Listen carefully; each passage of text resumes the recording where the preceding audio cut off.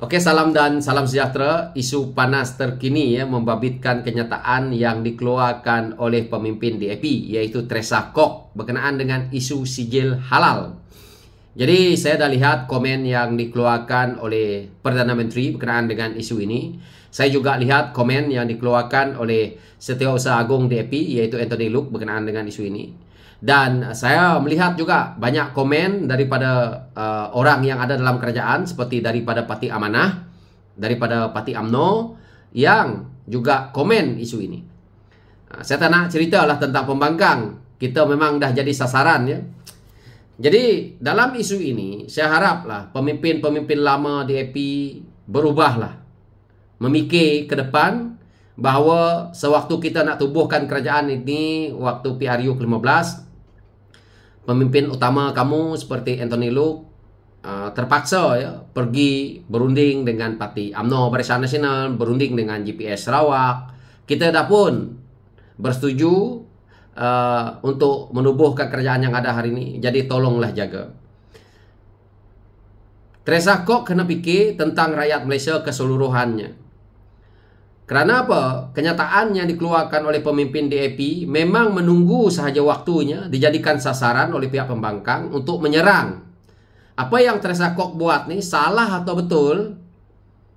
Kita lihat hari ini. Apa efeknya? Efeknya termasuk orang dalam kerajaan sendiri menyerang. Kerana apa? Kerana politik. Walaupun isu itu sebahagiannya saya setuju, sebahagiannya saya tak setuju sebagai rakyat. Tetapi dia akan dispin oleh pihak pembangkang, terutamanya Parti PAS, dengan begitu rakus demi kuasa politik. Dan kita yang dalam kerajaan ni juga, sebahagian yang begitu sensitif, kalau kita tengok, mereka gunakan isu ini untuk kuatkan politik mereka di bahagian-bahagian, terutamanya DUN. Jadi saya harap DAP jagalah hati kawan-kawan yang ada dalam kerajaan yang ada hari ini. Tolonglah jangan keluar kenyataan. Diam dulu. Lepas 5 tahun ni kamu nak buatlah apa kamu punya cerita, kau buatlah.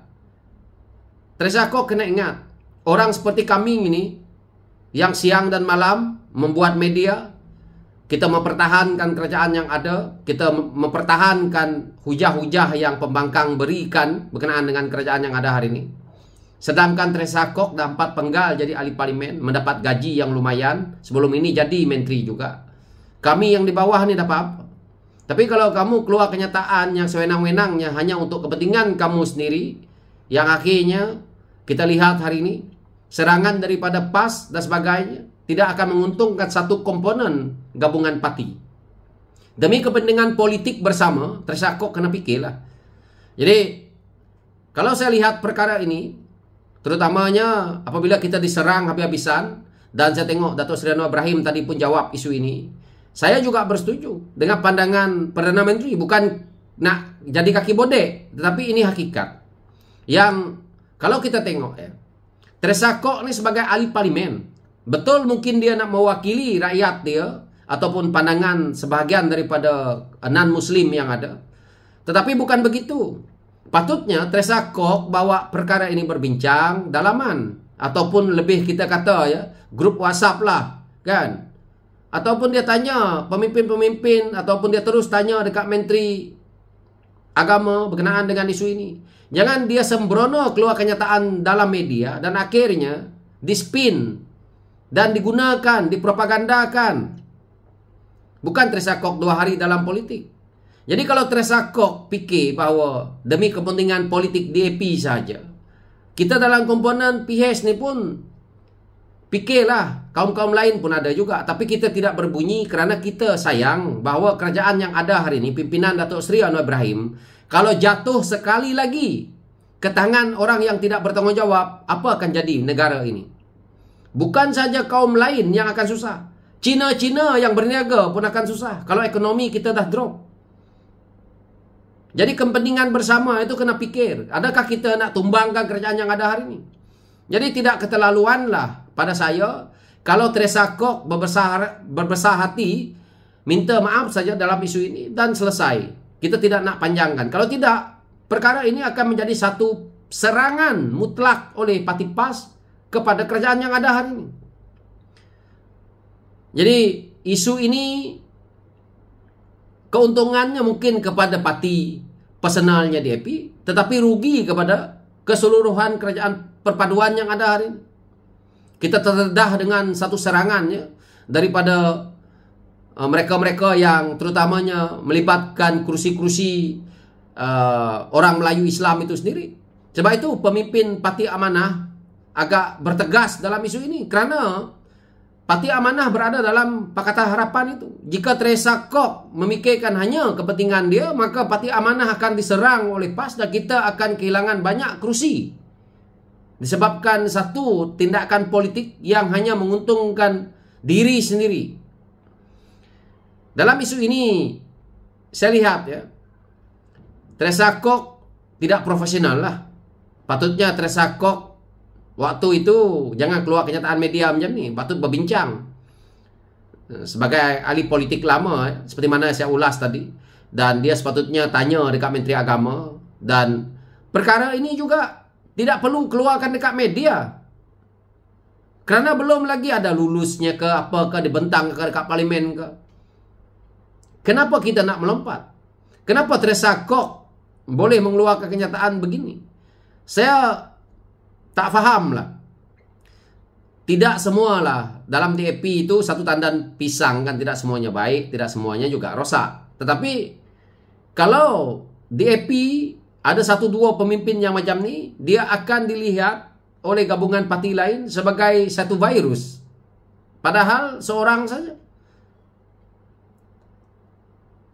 Teresa Kok kena ingat, kamu dah jadi ahli parlimen 4 penggal. Orang lain yang nak menjaga kawasan setengah mati nak menang, yang tak menang-menang berapa banyak.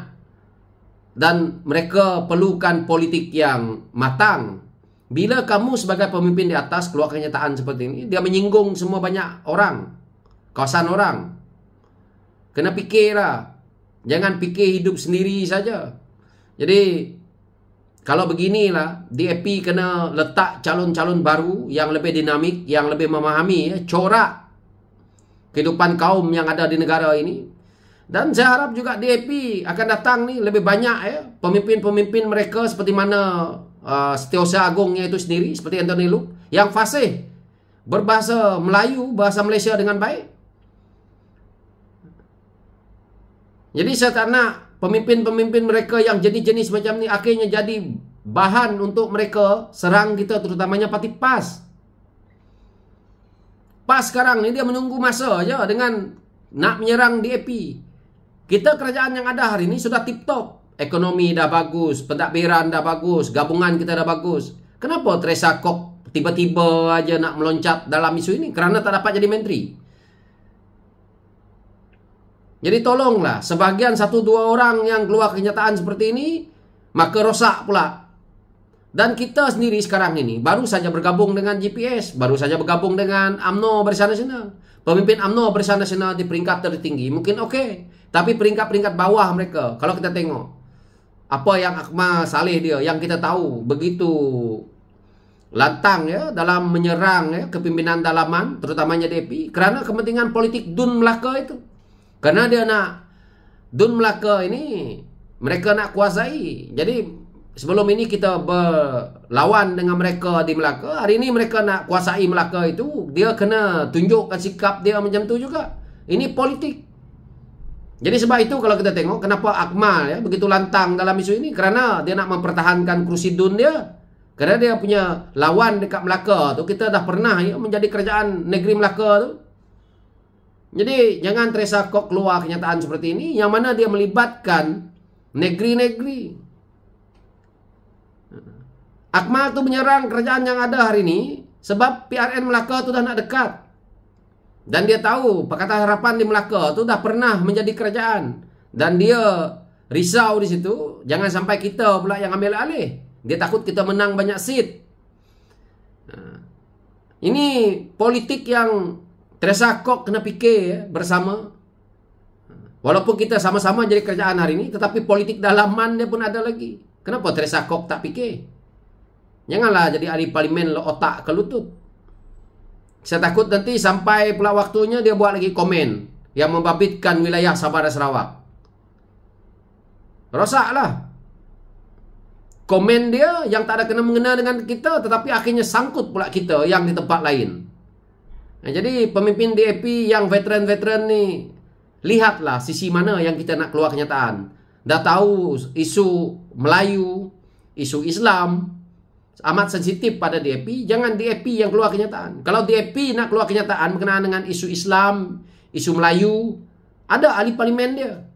Ada 4 ahli parlimen Melayu Islam yang ada dalam DAP. Biar mereka ataupun adun mereka yang sebagiannya di bahagian perundangan dan sebagainya. Tak perlu orang macam Tresakok ke jalan lain keluar kenyataan. Buat kerja baik seperti mana Steven Sim ke, buat kerja dan akhirnya rakyat suka tengok. Macam Hanayo ke buat kerja, macam tu. Jangan keluar perkara-perkara yang sensitif. Buat-buat membangkang dia dah menyuluh aja.